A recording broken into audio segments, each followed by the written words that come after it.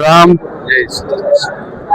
आज धुळे महानगरपालिकेच्या निवडणुका लागल्या होत्या. धुळे महानगरपालिका प्रभाग क्रमांक 17 मधून मला भारतीय जनता पार्टीने उमेदवारी दिली होती. आमचे जिल्ह्याचे पालकमंत्री, आमचे नेते आदरणीय जयकुमार भाऊ रावल, आमचे आधारस्तंभ, आमचे प्रेरणास्थान धर्मयोद्धा अनुपभाई अग्रवाल, तसेच जिल्ह्याचे भाजपा प्रमुख आदरणीय गजेंद्र शेठ अंबळकर असतील, माजी रक्षा मंत्री आदरणीय सुभाषजी भामरे साहेब असतील, माजी आमदार आदरणीय बाबासाहेब राजारामजी कदम पांडे साहेब असतील, सगळ्यांच्या आशीर्वादाने मला महानगरपालिकेत आमच्या मिल परिसरातील जनतेची सेवा करण्याकरता तिसऱ्यांदा भारतीय जनता पार्टीने संधी दिली, आमच्या नेत्यांनी संधी दिली. म्हणून मी प्रथमतः सर्व आमच्या नेते मंडळींचं संपूर्ण मिल परिसराच्या वतीने व मी स्वतः आमच्या नेत्यांचं शतशः ऋणी आहे.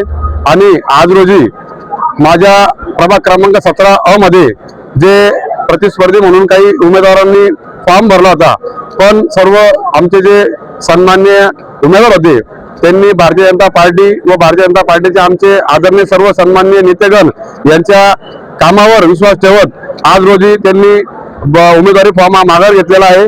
म्हणून मी ज्या सन्माननीय उमेदवारांनी आज रोजी फॉर्म माघार घेतला आहे, मग त्यामध्ये आमचे सोनूभाऊ उगले असतील, विनोद मंगा जगताप असतील, आमचे आनंद भाऊ पाटील असतील, असे जे उमेदवार होते त्यांनी, आमचे प्रदीप सुभाष खता यांनी देखील आज रोजी फॉर्म माघार घेऊन आज मला या ठिकाणी पुनश्च प्रभाग क्रमांक 17ची आमच्या मिल परिसरातील जनतेची सेवा करण्याची संधी दिली.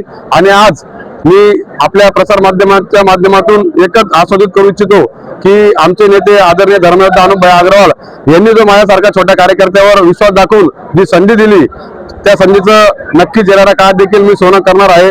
आणि या ठिकाणी सांगताना आनंद होतो की भारतीय जनता पार्टी ही खरोखरच सामान्य कार्यकर्त्यांना मोठं करणारी पार्टी आहे. याचं उत्तम उदाहरण म्हणजे मी स्वतः आहे. मी भारतीय जनता पार्टीमध्ये बूथ प्रमुख म्हणून देखील काम करतो. नंतर मला भारतीय जनता पार्टीने मंडल अध्यक्ष म्हणून देखील जबाबदारी दिलेली आहे. म्हणून भारतीय जनता पार्टी सामान्य कार्यकर्त्यांना नक्कीच न्याय देणारी पार्टी आहे. म्हणून मी पुन्हा भारतीय जनता पार्टीचे सदस्य ऋणी आहे. जय हिंद, जय महाराष्ट्र.